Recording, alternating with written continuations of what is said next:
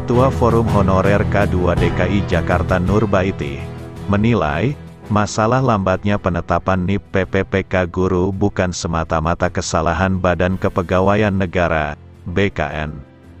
Menurut Nurbaiti, hal itu bisa dilihat dari ketentuan PP Manajemen PPPK yang nyata-nyata menyebutkan BKN akan memproses penetapan NIP PPPK begitu pejabat pembina kepegawaian, PPK, mengajukan usulan ke BKN. Artinya, kata Nur, BKN hanya memproses jika ada usulan PPK.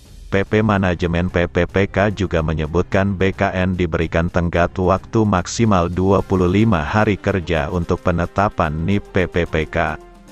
Dengan catatan, semua persyaratan dokumen lengkap, sekarang kan semua dokumen serba digital, otomatis waktu penetapannya makin cepat, kata Nur kepada jpnn.com, Selasa, tanggal 22 Maret tahun 2022.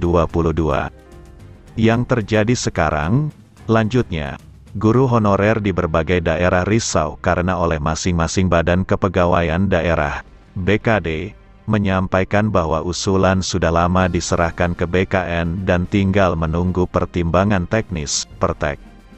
Pernyataan ini menurut Nur, seolah-olah menunjukkan bahwa keterlambatan ada di BKN. Nur yang lulus PPPK guru tahap 1 ini kemudian mengajak honorer kembali melihat prosedur penetapan NIP PPPK di PP Manajemen PPPK.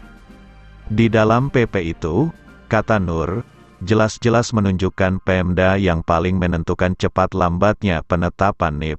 Di DKI Jakarta misalnya, usulannya sudah aman dan tinggal proses cetak SK PPPK saja di BKD. Nah, seharusnya BKN bilang juga kalau daerah jangan lama mengusulkan ke BKN. Ini agar ketahuan pihak mana yang memperlambat, ucapnya. Menurut Nur, Pemda jangan lalai dan harus kooperatif. Jika berkasnya lengkap, segera diusulkan saja ke BKN.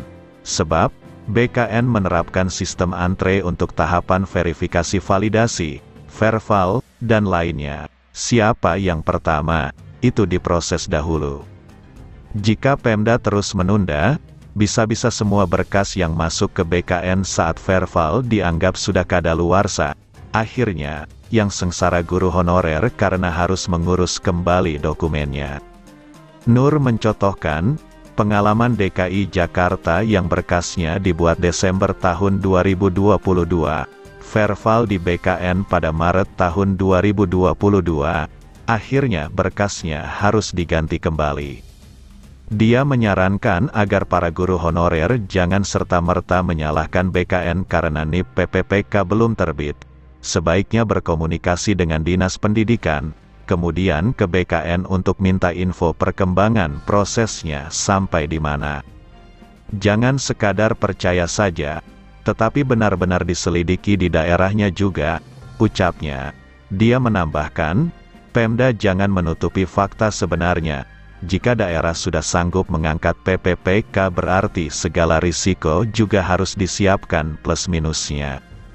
Contohnya, ujar Nur, DKI siap mengangkat PPPK, walaupun SK awalnya hanya berlaku 1 tahun karena akan melihat perkembangan bagaimana PPPK ke depannya. Saya percaya kok, DKI di tahun kedua akan memberlakukan kontrak 5 tahun. PPPK ini kan barang baru sehingga Pemda harus mempelajarinya, tutur Nurbaiti.